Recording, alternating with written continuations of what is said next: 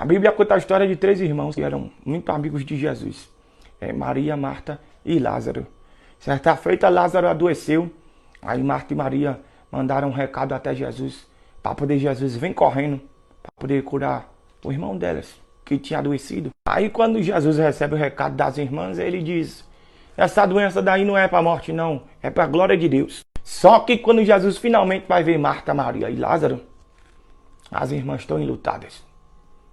Lázaro está dentro da sepultura. Tem 4 dias que morreu já. No entanto, Jesus não errou no que disse não. As palavras dele não caem em terra.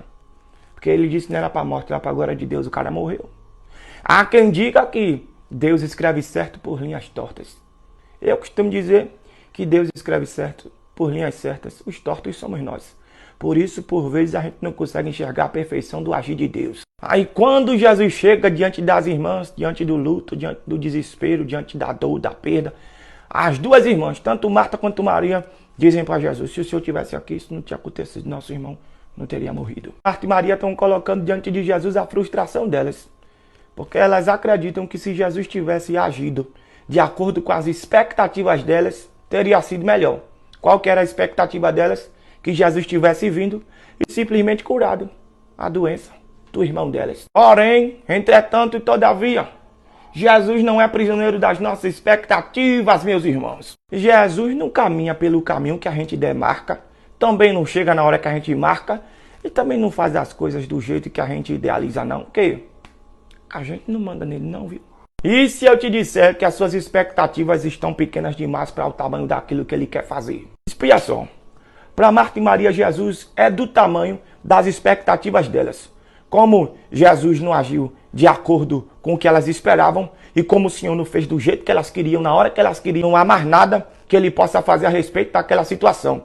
Porque ou acontecia conforme as expectativas delas, ou não tinha mais como acontecer de jeito nenhum. Para as 2 irmãs, Jesus é do tamanho de uma cura. Como ele não chegou a tempo de curar, não tem mais nada que ele possa fazer. Aí Jesus vai dizer, João capítulo 11, versículo 25, epa, vocês estão equivocadas. Não vem tentar medir o meu tamanho com base na sua expectativa não, porque eu não sou prisioneiro das suas expectativas e eu não estou limitado ao que você espera, ao que você quer. Eu não estou preso ao caminho que você demarcou e não vem tentar me colocar dentro do seu relógio, dentro do seu cronograma, dentro do seu horário não. Epa! Do tamanho de uma cura, não. Jesus vai dizer, eu sou maior do que vocês estão me vendo. Na verdade, cuidado com a dor, cuidado com a frustração, cuidado com a decepção, para que ela não faça você cometer o pecado de querer apequenar o poder de Cristo. Jesus diz, epa, do tamanho de uma cura, não. João capítulo 11, versículo 25. Eu sou a ressurreição e a vida. Aí Jesus manda tirar a pedra que selava a sepultura e grita em alta voz, Lázaro, venha para fora. E o morto ressuscita. Glória. Aí eu lhe pergunto, que milagre é maior? O milagre que Marta e Maria pediram ou o milagre que Jesus chegou para fazer? Porque elas pediram para ele curar o doente e ele veio para poder ressuscitar o morto. Então deixa eu lhe dizer um negócio, não vem para cá querer bancar o decepcionado com Deus não, porque as coisas não aconteceram conforme as suas expectativas. Não aconteceu no tempo que você quis, nem do jeito que você quis. Livro do profeta Isaías, capítulo 55, versículos 8 e 9. Porque os meus pensamentos não são os vossos pensamentos, e os vossos caminhos não são os meus caminhos, diz o Senhor.